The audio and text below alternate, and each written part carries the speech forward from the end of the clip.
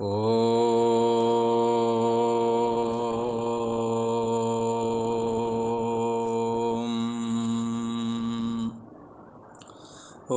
गुरु ब्रह्मा गुरु विष्णु गुरुदेव महेश्वरः गुरु साक्षात् परम ब्रह्म तस्मै श्री गुरुवे नमः। ओम योगेश्वर श्री कृष्ण भगवान की जय। ऐं सरस्वत्यै नमः।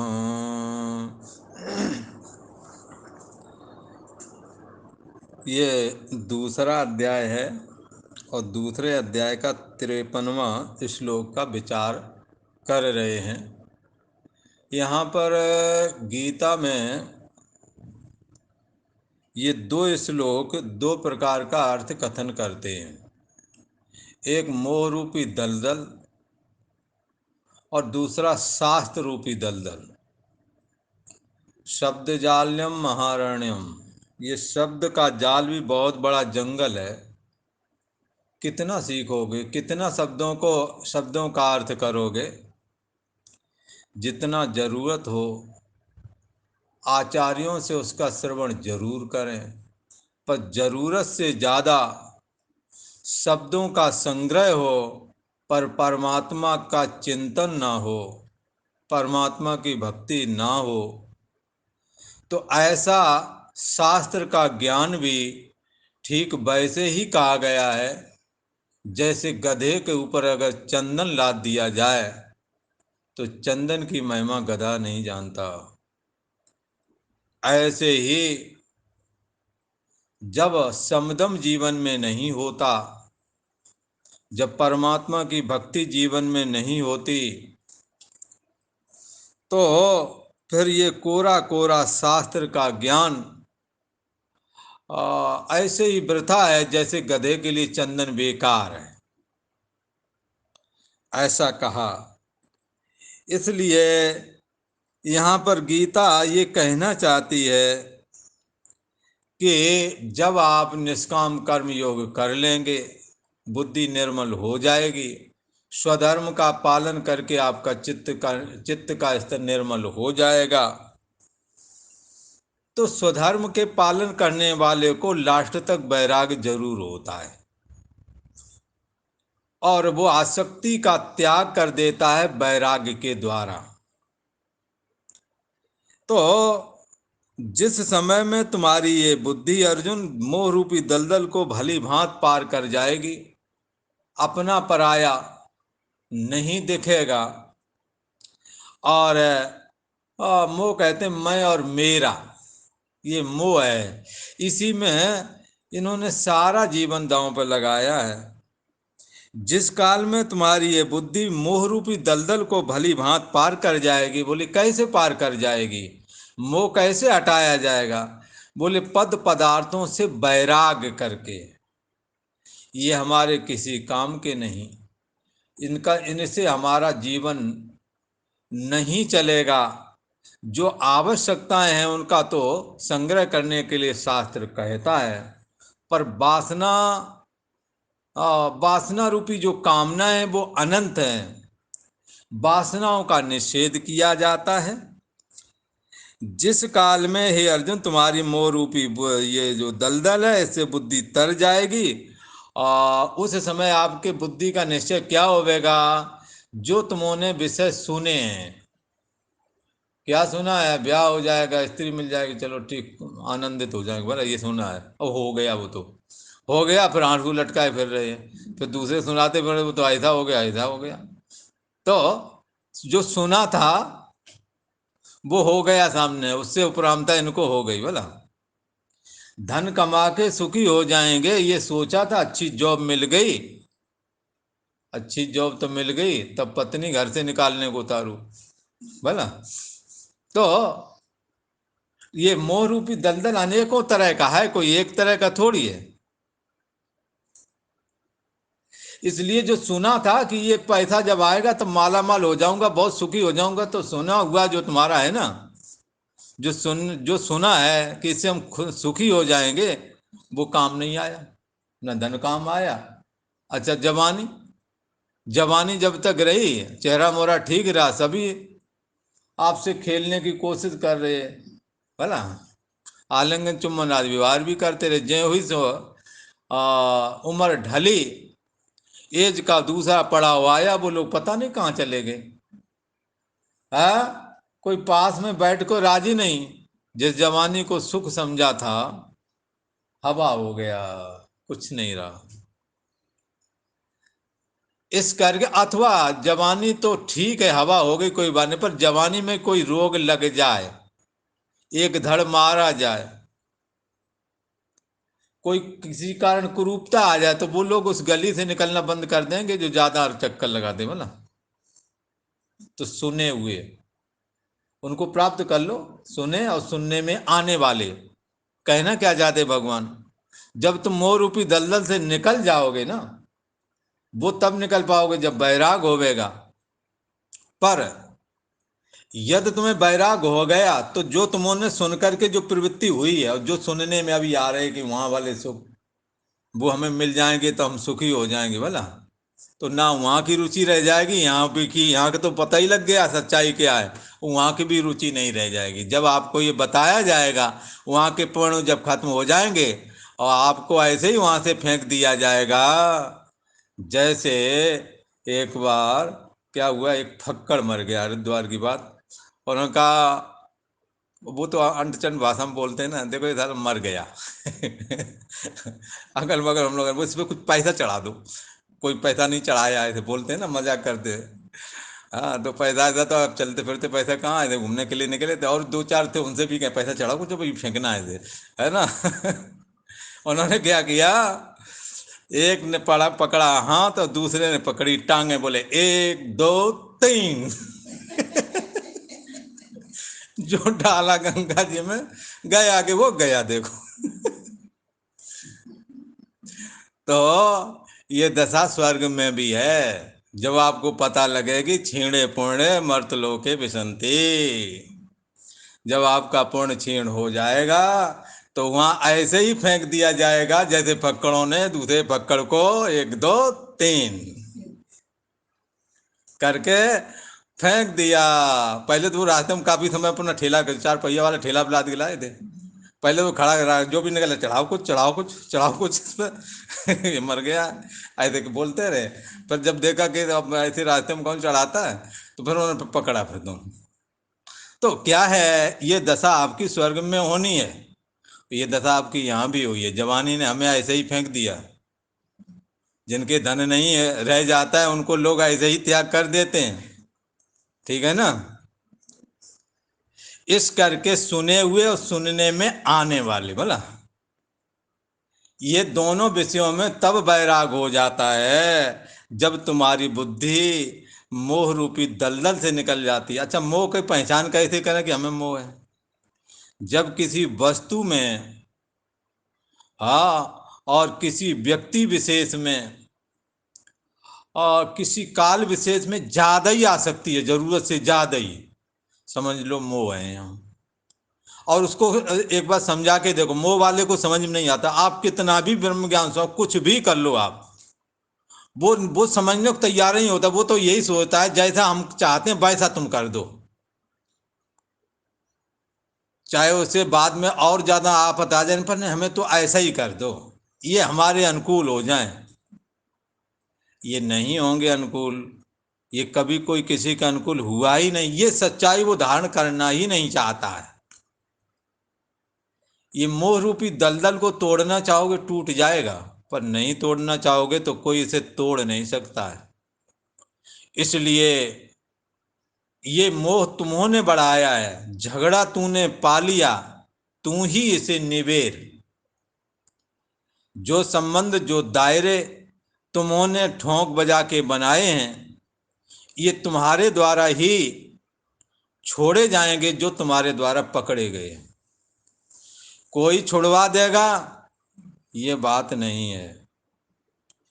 इसलिए मोह रूपी, मोह रूपी जो ये दलदल है, इससे हमें जब वैराग होता है तो इससे साधक निकल जाता है। इसी प्रकार शास्त्र रूपी दलदल, शास्त्र रूपी दलदल से जब ये आचार के मुख से श्रवण करता है शास्त्रों को कि भाई पुराणों में अलग अलग ईश्वरता का निरूपण क्यों किया गया है, आचार के द्वारा जब श्रवण करता है तो आचार कहते हैं एक ही परमात्मा, परमात्मा एक ही है, पर सतोगुण रजोगुण और तमोगुण की वजह से तीन रूप हो गया। शक्ति की उपाधि धारण करने से दुर्गा हो गया। ऐसे ऐसा करने से ईश्वर ये अनेक नहीं एक ही है, ऐसा जब आचार्य के मुख से जब सुनेंगे तो पुराणों में अनेकों प्रकार से ईश्वर का जो निरूपण किया गया है उसके विषय की शंका चली जाएगी। कभी वही ईश्वर दुर्गा के रूप में कहता है कि हमसे सारा कुछ उदय हुआ, कभी शिव जी के रूप में, कभी वही ईश्वर ब्रह्मा में होकर के वही बोलता है, कभी वो राम के अंदर में बैठ करके वही बोलता है, कभी कृष्ण के रूप में वही बोलता है। ये सब ईश्वर के पोज हैं। ईश्वर अनेक नहीं, ईश्वर एक ही है। उसका प्रथम नाम ओम है और भगवान राम का भी प्रथम नाम ओम, श्री कृष्ण का भी ओम। ओम सब में लगा हुआ है। ये ओमित्येकाक्षरम ब्रह्म, ये ओम ऐसा जो एक अक्षर वाला नाम है, ये परम ब्रह्म परमात्मा है, ये ईश्वर है। जब आचार्य के द्वारा सुनोगे तो अनेक रूप से ईश्वरता का जो निरूपण पुराणों में किया गया वो अनेक रूपता से नहीं एक रूपता से ही दिखेगा। ये शंका निवृत्त हो गई नहीं? अच्छा, फिर एक और होगा कि जीव और ईश्वर कई तो कहते हैं अलग अलग हैं और कई कहते हैं एक हैं। तो जब ये बात आप सुनोगे, जैसे इंजन है, इंजन के कल पुर्जे कहीं पिस्टन बनती है, कहीं क्रंक बनते हैं, कहीं व्हील उसके बनते हैं, ये सारे अलग अलग फैक्ट्रियों में बनते हैं बोला। तो ये अलग अलग क्यों बनाए जाते हैं? इसलिए बनाए जाते हैं कभी एक जगह जोड़े जाएंगे, इंजन बनाया जाएगा। जब शास्त्र जीव का निरूपण करता है और ईश्वर का निरूपण करता है, माया का निरूपण करता है, ब्रह्म का निरूपण करता है, ऐसा करके आपको एक परम ब्रह्म परमात्मा से मिलाने में अभिप्राय है, ना कि अलग करने में अभिप्राय है। इसलिए ये छह चीजें अनादि मानी जाती हैं। जीव ईश्वर, ब्रह्म, माया, ब्रह्म, परम ब्रह्म परमात्मा, जो सबके बुद्धि के देश का साक्षी यही परम ब्रह्म परमात्मा है। और इसमें रहने वाली माया, दो चीजें हो गई। और जब ब्रह्म और माया का संबंध हो जाता है, जुड़ जाते हैं ये लोग, तब इसका नाम, उसी ब्रह्म का नाम ईश्वर हो जाता है। तीन हो गए हैं। और फिर माया को लेकर के जो चीज बनती है उसको ईश्वर बोला जाता है, और माया रहित वाले को ब्रह्म बोला जाता है, परमात्मा बोला जाता है। ठीक है। माया के सहित जब होता है तब ईश्वर हो गया। माया के बगैर परम ब्रह्म परमात्मा नंगा रह गया। माया को जब साथ ले लेता तो एक चादर उसे मिल जाती है। वो चादर एक ऐसी चादर है जो सतोगुण रजोगुण की साम्य अवस्था वाली। उसमें से सतोगुण प्रकट होता है, ब्रह्मा दिखता है। रजोगुण प्रकट होता है, विष्णु, नहीं, रजोगुण प्रकट होता है, ब्रह्मा दिखता है। सतोगुण प्रकट होता है, विष्णु दिखता है। वही वही परम ब्रह्म परमात्मा। और वही जब तमोगुण निकलता तो रुद्र होकर दिखता है। जब उसमें से शक्तियां निकलती दुर्गा दिखता है। जब रिद्धि सिद्धि देने वाला बनता है गणेश दिखता है। जब जगत को प्रकाशित करता सूर्य दिखता है। और जब वो स्थावर को उपाधि को धारण करता तो हिमालय बनकर दिखता है। परिच्छिन्न व्यक्तित्वपना धारण करता तो जीव होकर के दिखता है। और जब स्त्री शरीर होता है तो वही जीव स्त्री में हूँ ऐसा बोलता है। जब पुरुष शरीर में होता है तो पुरुष में हूँ ये बोलता है। कितने देवता हो गए? वही एक। आचार्य के द्वारा जब ये बात सुनेंगे तो यह असंभावना आपकी जाती रहेगी। एक पंचदशी का श्लोक है, जीव ईश्वर ना होने पर कैसे जीव ईश्वर बन जाते हैं। जैसे पानी में लहर, छोटी लहर और छोटा सा बुलबुला, नहीं, एक बड़ी लहर और छोटा सा बुलबुला, ये दोनों है किसमें? पानी में। ऐसे ब्रह्म के आश्रय में रहने वाली जो माया है, जब माया परछिन्न रूप धारण करती है तो जीव बन जाती है, और जब व्यापक रूप धारण करती है तो ईश्वर बन जाता है। कौन?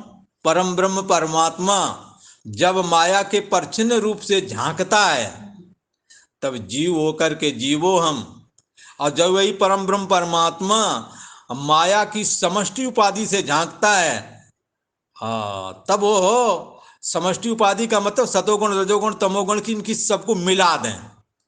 जैसे लाल रंग, पीला रंग, सफेद रंग, इन तीनों रंगों को मिला दें तो कोई एक अलग रंग बनेगा कि नहीं बनेगा। ऐसे ही सतोगुण रजोगुण और तमोगुण की जो साम्य अवस्था है, उस समय उसमें जब ईश्वर, जब वो परम ब्रह्म परमात्मा झांकता है तो उस समय जो अहम होता है वो समष्टि अहम होता है, उसका नाम होता है ईश्वर। पर वो दिखने में नहीं आता, उसका नाम ईश्वर है, पर उसका नाम क्या है, पुकारु नाम क्या है, उसका नाम ओम है। फिर वही जब सतोगुण से प्रकट होता है तो चार भुजा के रूप में भगवान नारायण के रूप में प्रकट होता है, तब उसको ओम विष्णवे नमः। तो वो हम भगवान विष्णु को नमस्कार है। कौन से विष्णु को? बोले वो जो ओम है ना, विष्णु बन गया, ओम विष्णवे नमः। उस ओम को नमस्कार है जो विष्णु के रूप में प्रकट हुआ है, ऐसा उसका अर्थ लगता है। ओम ब्रह्मणे नमः, जब रजोगुण से वही प्रकट होता है तो उस ओम को नमस्कार है जो ब्रह्मा के रूप में है। मंत्र ये बनाने की शैली तो देखो ऋषियों की, साफ और स्पष्ट है, एक ही ईश्वर है, पर आपको अनेकों लग रहे, क्या बताएं। जब वही परम ब्रह्म परमात्मा परछिन्न माया से झांकता तो जीव बनता है, और जीव के दो शरीर हैं, स्त्री और पुरुष, मेल फीमेल, चाहे जहाँ हो, चाहे बड़े जानवर हो, कीट पतंग हो, सब दोनों एक ही जैसे। उनसे जब झांकता है तो स्त्री शरीर हुआ तो स्त्री, पुरुष शरीर हुआ तो पुरुष। तो ब्रह्म और माया और इनका संबंध, तीन चीजें हो गई ना, ब्रह्म है, माया है, और इनका संबंध भी हो जाता है। ये भी बताऊं, संबंध का मतलब, कभी माया मिल जाती है, कभी पानी में लहरें होती हैं, और कभी पानी में लहरें शांत हो जाती, तो शाम में समुद्र शांत समुद्र होता है। ये इसमें चलता रहता है। ये समुद्र में दो तीन चीजें, एक कभी शांत रहता है, कभी हवा की वजह से लहरें उठ जाती हैं। तो कभी ब्रह्म समुद्र शांत है, उसमें वायु की फूरणा रूप जब माया आती है ना, तो उसमें जीव रूप छोटी लहर और ईश्वर रूप बड़ी लहरें उत्पन्न हो जाती हैं, मतलब। और जब वायु का पानी से संपर्क हो जाता है तो जो बड़ी लहर होती है वो ईश्वर का आती है, और उस लहर के ऊपर जो छोटे छोटे बुलबुले होते हैं वो जीव का आते हैं। ऐसे करके एक ही देवता है जो अनेक रूपों में हो गया है, ऐसा समझना चाहिए। आचार के द्वारा जब ये बात समझोगे तो ये असंभावना निकल जाएगी। अच्छा, तो जीव ईश्वर ये अलग अलग हैं, कैसा मान? एक नूर से सब जग उपजा, एक नूर से, एक परम ब्रह्म परमात्मा रूप नूर से में, उसमें जब माया रूप होना ही तो परम ब्रह्म परमात्मा ईश्वर दिखने लगा, और जब माया ने अपने परछिन्न रूप बनाया तो परम ब्रह्म परमात्मा ही जीव दिखने लगा। तो जीव वास्तव में, हाँ, जीव ईश्वर एक ही हैं। कोई कहेगा एक है, ये कैसी बात कही, ईश्वर सर्वसमर्थ है, जीव सर्वसमर्थ नहीं है। चलो ये बात निकाल दो, पर जिस अधिष्ठान में जीव, वो जीव फुरता है, उसी अधिष्ठान में ईश्वर फुरता है। ईश्वर अपनी ईश्वरता से सारा जगत पालन करता है। एक रचय जग गुण बस जाके, प्रभु प्रेरित नहीं निजबल ताके, एक दुष्ट अतिशय दुख रूपा, जही बल जीव परेउ भव कूपा। जीव की उपाधि मन है जो परछिन्न है, और देह में रह करके विषय सुख भोगता है, जिससे वो अनुकूल और प्रतिकूल परिस्थितियों में सुखी और दुखी होता है। ईश्वर को ये जगत कल्पना लगती है, इसलिए यहाँ के भोग भोगता भी है, तो भी इन भोगों से बंधता नहीं है, और हम बंध जाते हैं। यही जीव ईश्वर का भेद है। इस भेद को हटा दो भाई, ईश्वर नहीं बंधता, हम बंधते हैं। हम ईश्वर, हम अपनी विषयाशक्ति छोड़ देते हैं, हम परछिन्न व्यक्तित्वपना छोड़ देते हैं, और उधर यदि माया भी छोड़ दें तो दोनों का आश्रय और प्रकाशक एक ही निकलता है, एक परम ब्रह्म परमात्मा ही दोनों का आश्रय और प्रकाशक निकलता है। इसलिए माया और मन की वजह से जीव ईश्वर अलग अलग हैं। यदि मन और माया को यदि हम हटा सकें तो ईश्वर और जीव एक ही अधिष्ठान से फुर रहे हैं। जैसे कार का शीशा सूर्य के सम्मुख जब कार चल रही थी तो एक ही सूर्य नजर आता था, पर किसी ने उसमें पत्थर मार दिया तो लाखों टुकड़े हो गए। उन लाखों टुकड़ों में अब सूर्य प्रतिफलित हो रहा है। ऐसा प्रतिफलित होने वाला सूर्य हर एक टुकड़े से मैं हूं ऐसी आवाज आ रही है, सूर मैं सूर हूं, मैं सूर हूं। पर सूर अनेकों नहीं हुआ, एक ही है। केवल शीशे के परछिन्न रूप धारण करने से अनेक सूर हो गए हैं। इसी प्रकार से परम ब्रह्म परमात्मा में जब माया ये परछिन्न रूप धारण करती है, अपने को विघटित कर देती है, तब हम तो हमारी और आपकी उत्पत्ति परम ब्रह्म परमात्मा में दिखने लगती है, ना होने पर भी। समझ में आया? तो जीव भाव है नहीं। मन की वजह से मन रूप जो माया ने जो परछिन्न रूप धारण किया और उसकी वजह से हर एक ये माया हर एक जीव के अंदर मन होकर के प्रकट हो गई। तो उस मन में भी परम ब्रह्म परमात्मा झलका, क्योंकि परम ब्रह्म परमात्मा से खाली जगह कोई नहीं है। जहां तुम्हारा मन हमारा मन है वहां भी प्रतिफलित होने लगा। इसलिए सबके मुंह से निकलता है मैं हूं, मैं हूं, मैं हूं। तो बोले मैं हूं ये अनंत हैं, भला मैं हूं ये अनंत हैं, कितने कोई गिनती नहीं। पर मैं हूं के अभिमानी अनेक, मैं हूं के अभिमानी तो अनेक हैं, पर जिसका अभिमान ले रहे वो एक ही है। जहां जिस जिस चैतन्य सत्ता से तुम्हारी मैं फुर रही है उसी चैतन्य सत्ता से मेरी मैं फुर रही है। इसलिए कहीं प्रतिपादन ये आ रहा कि जीव ईश्वर अलग अलग हैं। तो अलग अलग कहने का अभिप्राय शास्त्र का ये है कि जीव का क्या स्वरूप है ये निरूपण करके जीव के स्वरूप और उसके गुण दोष समझ लें। ईश्वर का क्या स्वरूप है उसके गुण दोष समझ लें। ऐसा समझाने में अभिप्राय है। और बाद में महावाक्य इन दोनों की एकता कराने में अभिप्राय वाले हैं। जीव ईश्वर के भेद का निरूपण करके अभेद का निरूपण करना चाहते हैं। शास्त्र का अभिप्राय ये है, शास्त्र कर्म करके और ज्ञान के द्वारा जीव ईश्वर के अभेद का निश्चय कराने में अभिप्राय वाले हैं। समस्त सनातनी ग्रंथों का अभिप्राय एक अद्वैत परम ब्रह्म परमात्मा को जताने के अभिप्राय वाले हैं। ऐसा जब निश्चय हो जाता है और वो जो अद्वैत का माने आमन नहीं, द्वैत माने दूसरा कोई नहीं है परमात्मा के अलावा। फिर बोले ये जीव परमात्मा से अलग नहीं है, जीवो ब्रह्मैव नापरा, जीव ब्रह्म ही है।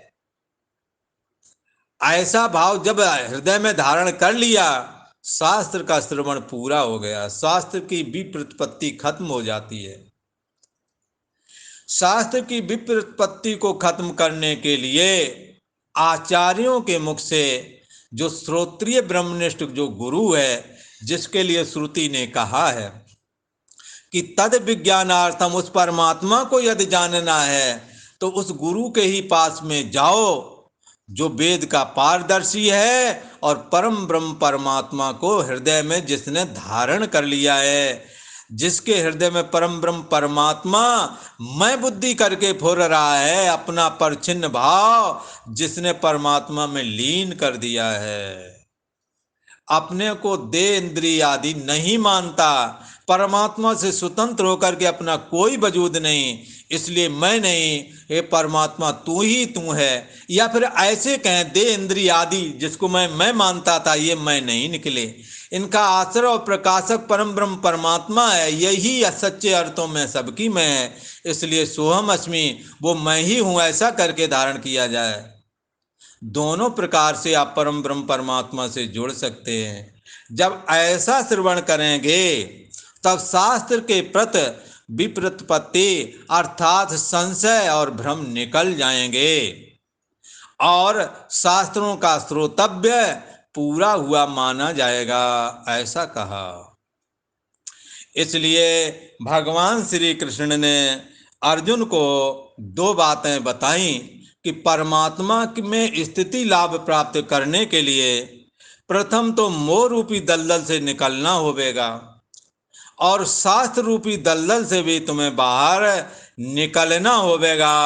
और शास्त्र है गीता शास्त्र, शास्त्र है भागवत, रामायण है, उपनिषद हैं, वेद हैं, ये सनातनी दर्शन है। इनमें आपको जो प्रिय लगता हो अथवा जिसमें आपकी पकड़ है, आप उसको ग्रहण करें, उसका अध्ययन करें, वहीं से आपकी मुक्ति का द्वार मिल जाएगा। रामायण में ओम रूप परमात्मा का राम करके वर्णन किया गया है, और भागवत में ओम जो कारण ब्रह्म परम ब्रह्म जो परमात्मा है उसको भगवान वासुदेव करके निरूपण है।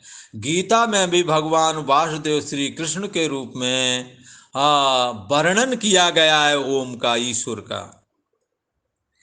इसलिए इस परमात्मा को स्मरण करते हुए चित्त को निर्मल बना करके शास्त्र के प्रति जो होने वाली शंकाएं हैं उनका जब ये साधक निराकरण कर लेता है और एक अद्वैत निश्चय, एक परमात्मा के अलावा दूसरा नहीं है, ऐसा जब निश्चय कर लेता है, तब शास्त्र की विप्रतिपत्ति अर्थात शास्त्र के प्रति संशय की निवृत्ति हो गई है, ऐसा समझना चाहिए।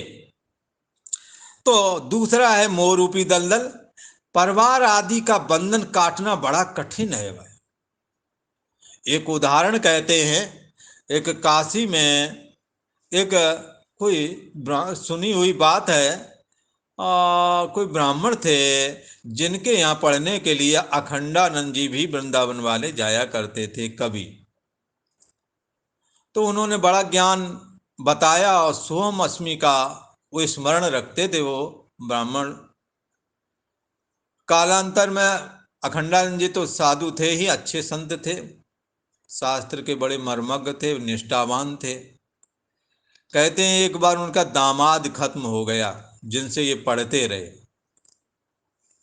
तो वो बड़े व्यथित थे, बड़े ही रो रहे थे। अखंडानंद जी ने जाकर कहा, महाराज संसार मिथ्या है, इसके लिए इतना रोना धोना नहीं करना चाहिए, बात तो हम आपसे ही सीख के गए थे, इसलिए आप धीरज धारण करो, आपको रोना ना चाहिए। तब उन्होंने कहा, अभी ज्ञान की बात मत बताओ, हमें कुछ भी नहीं सुहाता है। ये तो सन्यासियों का ज्ञान है जिन्होंने घर बार पहले से ही त्याग दिया है। इन्हें नहीं सताता मेरे दुख की सीमा नहीं। मेरी एक ही लड़की थी, प्रीति, जामाता चल बसा। अब मेरे को धैर्य नहीं आता, बहुत समझाने के बाद में भी जब कहा तो कहा ये ज्ञान सन्यासियों में ही ठहर पाता। जिन सन्यासी का मतलब जिन्होंने घर बार का त्याग करके सच्चे अर्थों में उपनिषद का श्रवण मनन और निधिध्यासन किया है और प्रणव का जप किया है और ब्रह्म चिंतन में ही अपना समय गुजारा है, कहीं पर आसक्ति नहीं रह गई है, ऐसे सन्यासी को यहाँ ग्रहण करना चाहिए। ऐसे लोगों के हृदय में ही ये मोह रूपी बंधन कटा हुआ दिखता है और दूसरी जगह ये नहीं दिख पाता, ऐसा उन्होंने कहा। इसलिए तत्चिंतनम तत्कथनम अन्योन्यम तत्प्रबोधनम एतत् एक परत्वम ब्रह्मा व्यासा बुधुर्बुधा। उस परमात्मा का चिंतन करें, श्रवण करें, तत्चिंतनम तत्कथनम एक दूसरे का कथन करें, अन्योन्यम प्रबोधनम एक दूसरे में आपस में चर्चा करें। ऐसे ब्रह्मा व्यास में ये लोग लगे रहते हैं और उसी के परायण होकर के रहते हैं। जिसका खाया उसी का गाया, बोला, जिसका चिंतन किया उसी को मैं माना, जिसका चिंतन किया उसी के भरोसे रहे। मृत्यु के समय में जिसने परमात्मा का चिंतन किया और दूसरों को चिंतन कराया, उस परमात्मा को जो उसी परमात्मा के भरोसे में जो रहे, मृत्यु से उसी साधक की रक्षा वो परमात्मा करता है। किसी ने का मृत्यु से रक्षा करता, देह छूटने पर भी तुम्हें अपनी मृत्यु नहीं लगेगी, ऐसा ज्ञान उन्हीं के अंदर दृढ़ रहता है। यही है मृत्यु से रक्षा करना, कि सब देह आदि छूट गया पर आप कहते हो मैं नहीं मरा।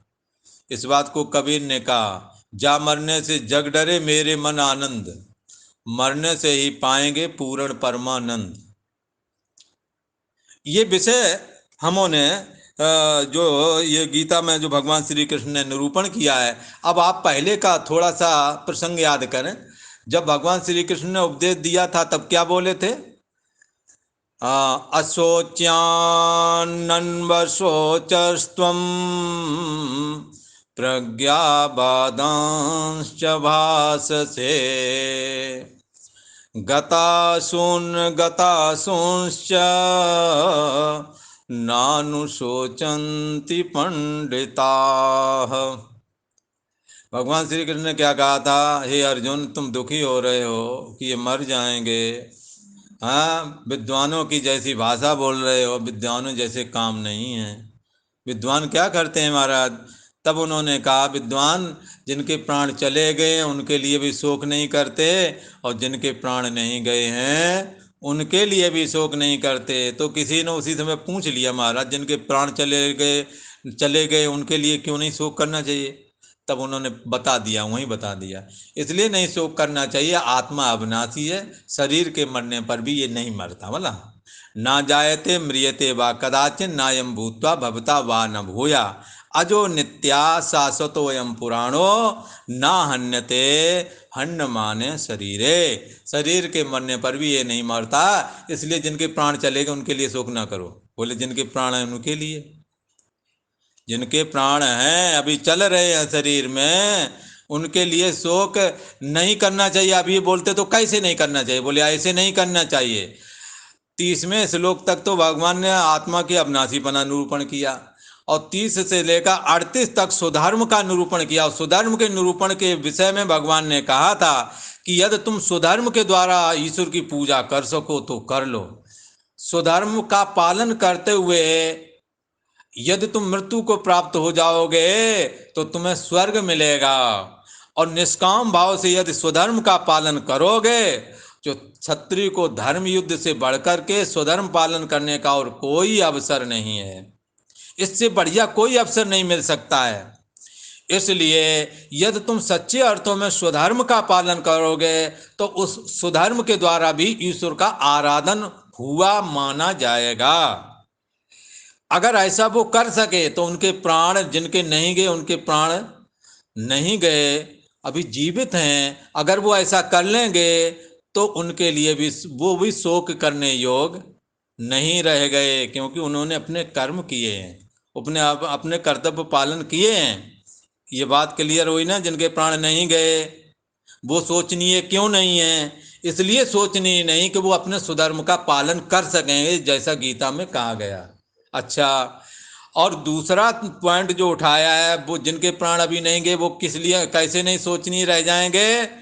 ऐसे नहीं रह जाएंगे कि भगवान श्री कृष्ण ने बताया कि कर्मण्येवाधिकारस्ते माँ फलेषु कदाचनः माँ कर्म फल हेतुर्भूर्मा ते संगोस्त्व कर्मणि योगस्थः कुरु कर्माणि संगम त्यक्त्वा धनंजया सिद्ध सिद्धयो समो भूत्वा समत्तम योग उच्यते। जिनके प्राण नहीं गए वो भगवान श्री कृष्ण ने जो निष्काम कर्म योग का निरूपण किया और सकाम का निरूपण किया, तो कामना युक्त कर्मों का त्याग करके निष्काम कर्म योग में यदि प्रवृत्त हो गए और प्रवृत्त हो करके उन्होंने अपने चित्त को निर्मल बनाया और आसक्ति से रहित हो गए, कामना से रहित हो गए, फल की इच्छा छोड़ दी, जिसकी वजह से चित्त इतना निर्मल हुआ और वो थोड़े से ज्ञान में अनामय पद को प्राप्त हो जाते हैं।